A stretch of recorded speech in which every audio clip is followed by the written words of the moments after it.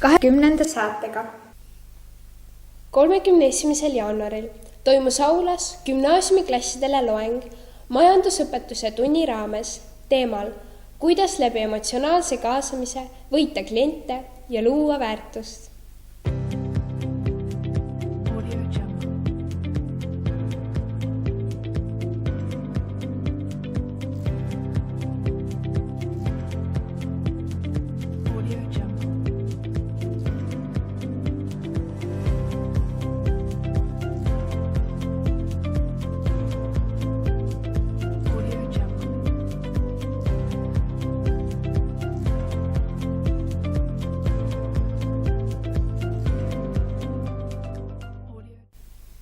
Politseiõppe kohustusliku osana korraldasid meie kooli 11-ndikud õpetajatele koolituse sõltuvusainete kohta. Koolitajaks oli Lääne prefektuuri politseimajor Kaido Kõplas. Kui suur on koolis narkootilisi aineid tarvitavate noorte osakaal? Seda osakaalu hinnata ei ole võimalik, kuna narkokuritegevus ja narkotarvitamine on latentne süütegevus, kuritegevus, siis seda hinnata me kunagi ei saa. Kuid viimase uuringud näitavad noorte läbi uuringud, et 38% Eesti 15–16-aastasest noortest on kas tarvitanud või proovinud erinevaid narkootilisi aineid. See on väga suur protsent kahjuks. Milliseid sõltuvusained on noorte hulgas kõige populaarsemad ja mis on selle kõige ohtlikumad tagajärjed? Kõige ohtlikum tagajärg on loomulikult surm. Enamus narkootilisi ained, mis Eestis on keelatud ainetega nimekirjas, tekitavad inimesele terviseprobleeme, mis siis lõpuks võivad päädida surmaga. Et võtame kas või kanepi, mida noored kahjuks peavad ekslikult lahjaks narkootiliseks aineks. Paraku seda ei ole. Ka kanepi surmasi on iga-aastaselt Eestis, mis tekivad siis kanepi tarvituse tagajärjel. Et Eestis on väga palju erinevaid narkootilisi aineid kahjuks, mida noored tarvitavad. Et sellest ühte välja tuua või kahte ei saa. Et paraku meie noored nii ei mõtle nii, nagu peaks. Eesti Vabariigi ja Nõukogude Venemaa vahel 2. veebruaril 1920. aastal sõlmitud rahuleping on tähtis rahvusvaheline leping, millega lõpetati vabadussõda. Sel aastal samal kuupäeval toimus õpilaskonverents. Erikülaliseks oli Mart Helme, kes rääkis õpilastele ning ajalooklubile huvitavaid fakte ja juhtumisi ajaloost ning oma elust. Ta rõhutas noortele, et Tartu rahu on Eesti Vabariigi sünnitunnistus.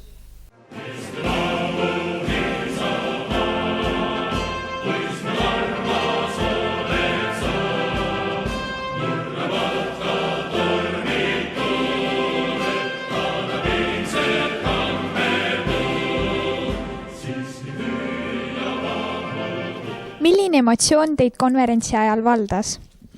No minu emotsioonid olid täiesti positiivsed, alates sellest, et esiteks olema pärnakas ja sünni poolest. Ja minu nooruspõlves oli Sindi koht, kus ma ikka väga sageli käisin. Nii et siin juba teatud nostalgia, aga loomulikult ka see, et hästi palju särasilmseid noori ja hästi palju asjalikke õpetajaid ja hästi palju ajaloo ja poliitika huvi. Nii et väga tore oli. Millise mulje on jätnud teile Sindi linn ja Sindi gümnaasium? No Sindi gümnaasiumis ma olen nüüd teist korda ja väga hea mulje on jätnud. Mulle tundub, et õpilased on siin asjalikud, distsiplineeritud, püüdlikud ja Sindi linn areneb edasi. Võrreldes sellega, mis Sindi linn oli, kui mina olin keskkooliõpilane 60. aastate lõpus, no Sindi on ikka väga muutunud ja ma ütleks, et paremuse poole. Veebruarikuus on peale Tartu rahu eestlaste jaoks veelgi tähtsam päev, milleks on vabariigi aastapäev. 22. ja 23. toimusid aulas aktused. 24. veebruari varahommikul toimus pidulik lipuheiskamine Sindi Raekoja torni. Käesoleval aastal osalesid traditsiooniks kujunenud üritusel veel Are, Sauga ja Tori valdade esindajad, kes seisid lipurivis õlg õla kõrval meie kooli õpilastega. Tule koju, ta tahab sind jälle näha.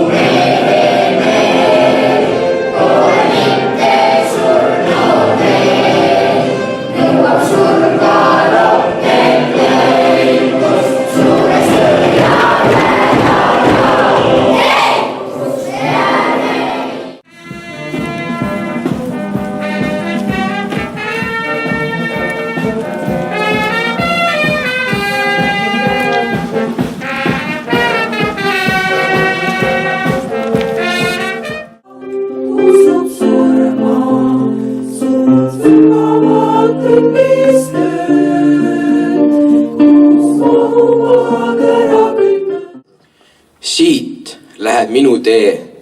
See on minu kodu, see on minu maa. Mina vastutan tema ja tema minu eest.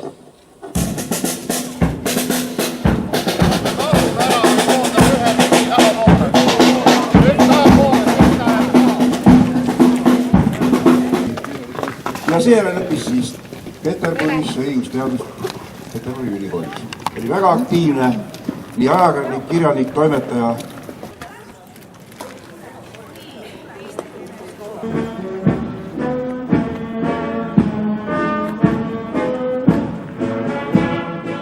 Digipäev toimus 17. veebruaril koostöös Käina kooliga.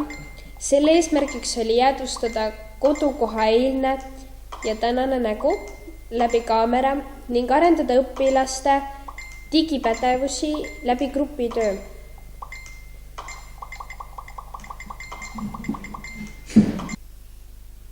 Sõbrapäeva hommik algas väga rõõmsalt ja magusalt. Kooli sisse astudes sai igaüks kommi ning ühe positiivse sooviga rulli. Päeva jooksul joonistati kaarte, lasti raadios sõbrapäeva soove ning toimus viktoriin. Päev lõpetati sõbralikult ning tantsurohkelt. Õhtusel diskol tantsiti, mängiti ning esinesid ka Sindi avatud noortekeskuse iluvõimlejate trupp Stella ning meie kooli tantsutrupp Hope. Sina oled minu sõber, meie jutt ei ole tavaline, meie jutus on see tõde, mis on antud hetkel oluline. Anna andeks, mis on vale, kuid ma andsin endast parima, mis veel on minus.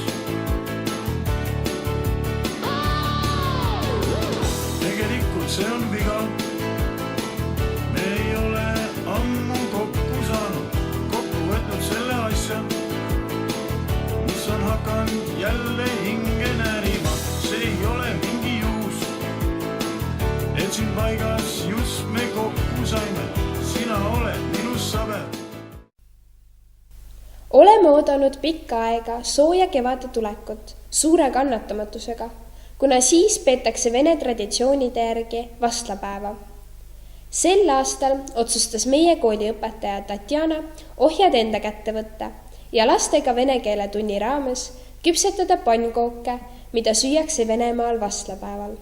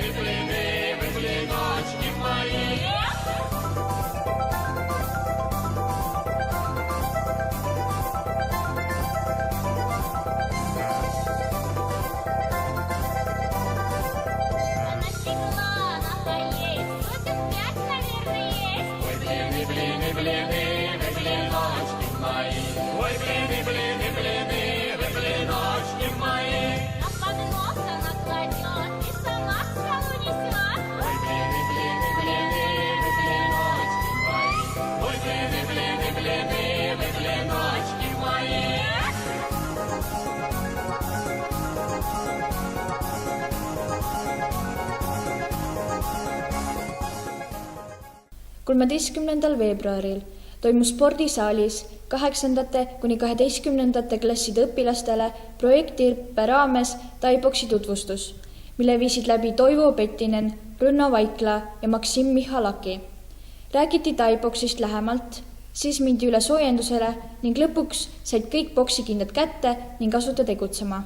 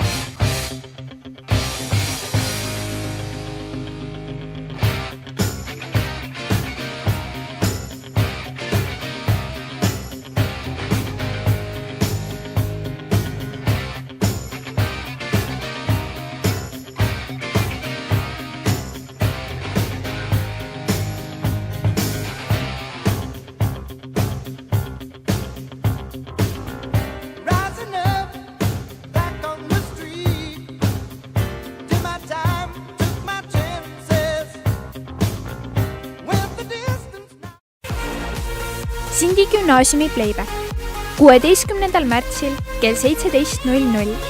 Registreerida saab huvijuhi juures või meilil huvijuht@sindi.edu.ee. Laval näeme!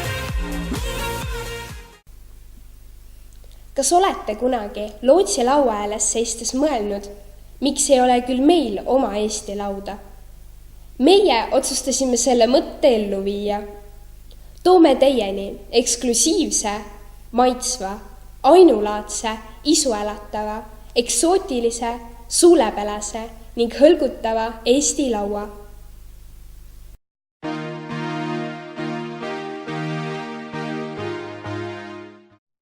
Kõik teate kindlasti, milline näeb välja Rootsi laud.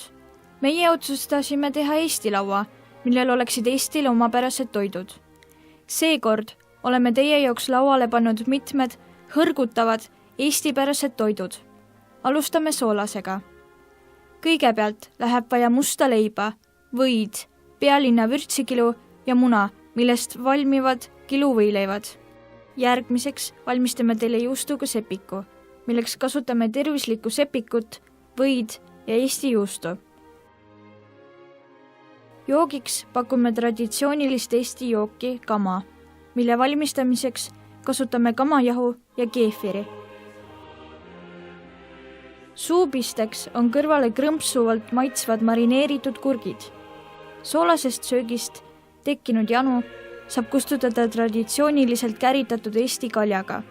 Vaid Eestile maguslaua kaunistuseks on mitmesuguste täidistega delikatesskohukesed. Kui teil jätkub ruumi veel üheks väikeseks magusaamsuks, siis oleme selle jaoks lauale pannud ka nostalgiahõngulised kasekese batoonikesed, mida on toodetud aastast 1975. Kõige lõpuks annab teile värskendava tunde paar sõõmu Eesti kasemahla. See oli SG Reporteri 20. saade. Kohtumiseni!